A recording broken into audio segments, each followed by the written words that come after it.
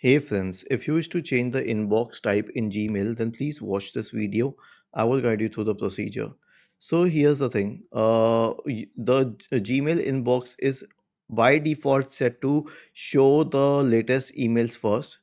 Click on settings, this gear like symbol at the top right corner, and then when you scroll down, you'll notice inbox type. You'll have to scroll a little, okay?